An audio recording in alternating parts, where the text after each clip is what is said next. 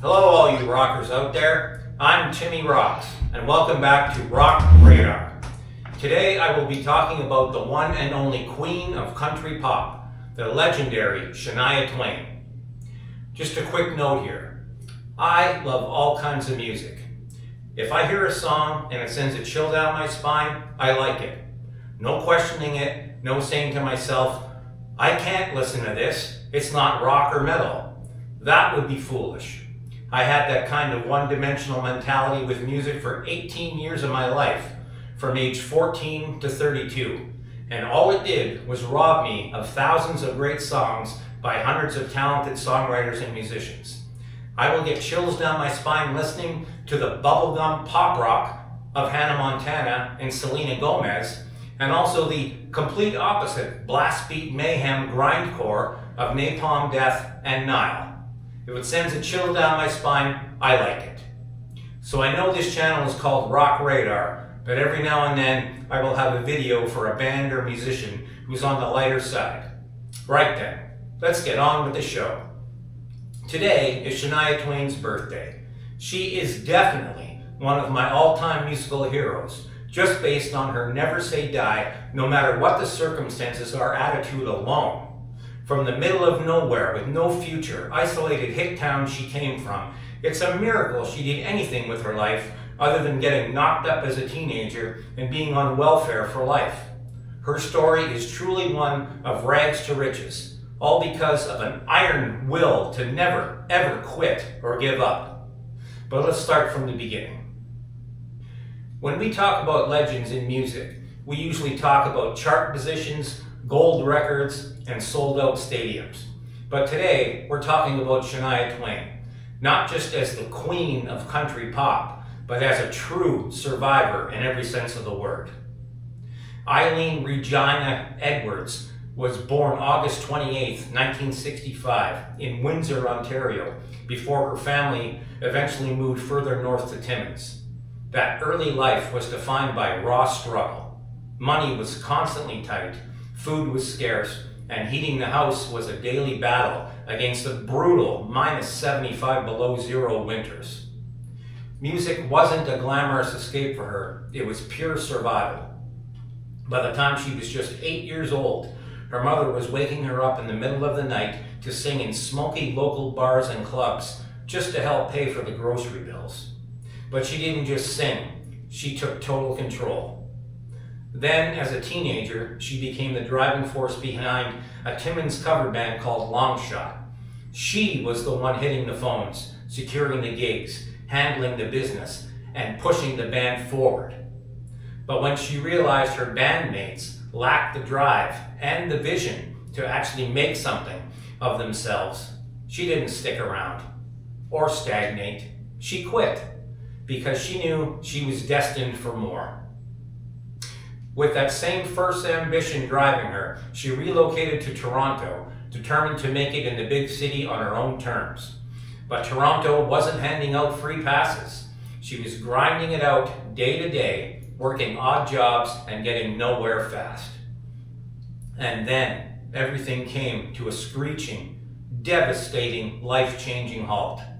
On November 1st, 1987, while she was still fighting for a break, her mother Sharon and her adoptive father Jerry were killed in a horrific head-on car crash with a fully loaded logging truck up north. Overnight, at just 22 years old, her entire world shattered. She didn't just have to grieve. She packed up her life in Toronto, moved back north, and took full legal custody of her younger brothers and sister. Her musical dreams were put on ice. She traded the streets for a way to keep food on the table. Then, shortly after the tragedy, she moved her family to Huntsville, Ontario, and landed a high-pressure gig, singing and dancing in the Vegas-style revues at the Deerhorst Resort. For the next 3 years, from late 87 through 1990, she was a full-time guardian by day and a high-energy stage performer by night, grinding out a living to raise her siblings until they were old enough to stand on their own. She earned every ounce of her strength in the dark shadow of profound grief. Working at Deerhurst Resort wasn't just a way to pay the bills. It was the stage where her destiny totally changed. Nashville power brokers and industry insiders sitting in the audience were completely blown away by her voice. Her local management helped package her raw recordings into a demo, leading to a fateful trip to Nashville where she was signed on the spot. Dropping the name Eileen, she took the name Shania, meaning on my way. When she released her self-titled debut album in 1993, it caught the eye of Grammy-winning producer Robert John Mutt Lange. They collaborated by phone, and then they eventually met, fell in love, and married. With 1995's The Woman in Me and the cultural phenomenon of 1997's Come On Over, the best-selling studio album by a solo female artist in history, she smashed the walls holding country music back.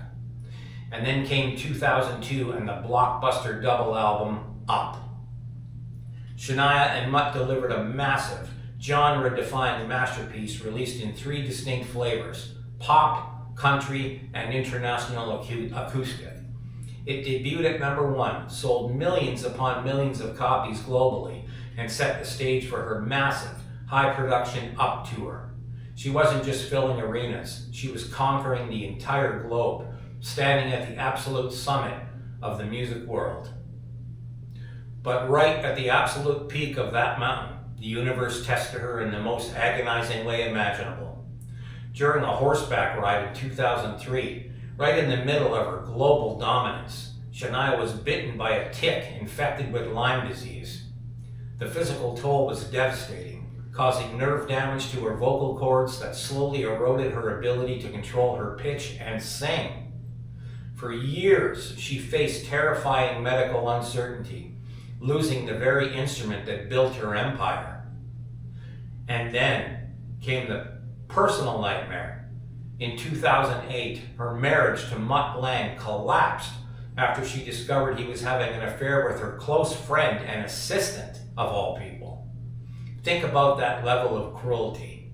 A betrayal by the man she trusted with her life, hand in hand with the woman she should have been able to trust.